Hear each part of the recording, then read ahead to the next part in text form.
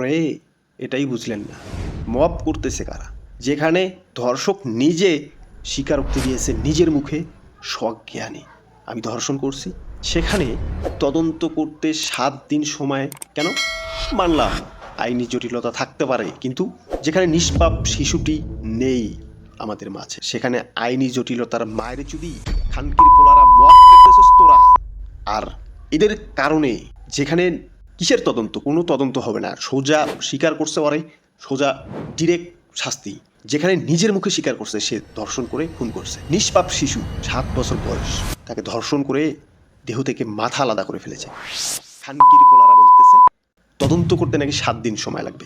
তোদের আইন শৃঙ্খলা বাহিনী, তোর বাপ আসলেও তোদের বাঁচাইতে পারবে না, তোদের বাপ যদি আসে তাও তোদের বাঁচাইতে পারবে না। তোরা পালানোর জায়গা পাবি না তোদের কর্মকাণ্ডের কারণে। ভালো মনে করেছিলাম, মাঝে মাঝে অবাক হয়ে শুধু ভাবি প্রত্যেকটা মানুষের মনুষ্যত্ব আছে। এরকম ঘটনা শুধু আজকে প্রথম তা না, এরকম ঘটনা রহরহ ঘটে গেছে। রামিসা ধর্ষণ এবং খুনের সঠিক বিচার যদি না হয়, তাহলে জীবনে এই সমস্ত অন্যায় সহ্য করাও একটা পাপ। সাধারণ জনগণ, সচেতন নাগরিক হিসেবে আপনার দেশের প্রতি দায়িত্ব ন্যায় বিচার পাইয়ে দেওয়া। সেটা যদি আপনি করতে না পারেন, সমান অপরাধী সেই ধর্ষকের যে পাপ, সেই পাপ আপনারও। এই জন্য এটা করা দরকার যে বিচার যেহেতু ধর্ষণ এবং খুনের এরকম, তাহলে সমস্ত বড় বড় যেগুলা চেয়ারে বসে আছে সবার মা বোন যেগুলো আছে এগুলোর ধর আর ধর্ষণ কর। জনগণের একটাই লক্ষ্য থাকা উচিত যে বিচার যদি এদের না হয় তাহলে ওদের বেলায় কিভাবে বিচারটা করে, একটা না হলে একটা বিচার সঠিক করা দরকার।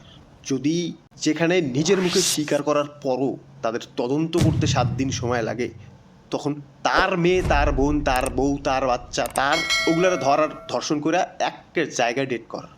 তাহলেই আপনি ভাই যে দলই করেন না কেন, নিজের বিবেক, নিজের কি এমন বয়স, চিন্তা এর আগে কত ঘটনা পড়েছেন, কত ঘটনা ভেবে দেখেন, কোনো ঘটনার সঠিক বিচার পেয়েছেন? চোখের সামনে দেখতে পাইছেন? পান নাই। যদি না পেয়ে থাকেন তাহলে একবার চিন্তা করে দেখেন। আজ রামিসার সাথে এরকম ঘটনা ঘটে গেছে, তার ফ্যামিলির সাথে এরকম ঘটনা ঘটে গেছে, কাল আপনার ফ্যামিলির সাথেও এরকম ঘটনা ঘটতে পারে, কারণ এর কোনো নিশ্চয়তা নেই। আপনি কোন নিশ্চয়তায় বলবেন যে ঘটবে না? কোনো নিশ্চয়তা নেই। এজন্য বলবো ধর্ষকের বিচার হওয়া চাই।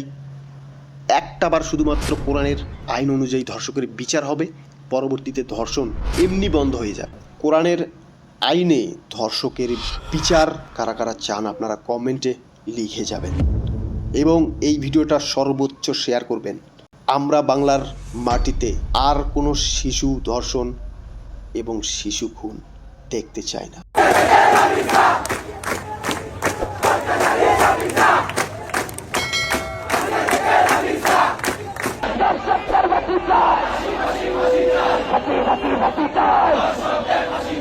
তারা স্লোগান দিয়ে কিন্তু তারা এখানে অবস্থান করছে।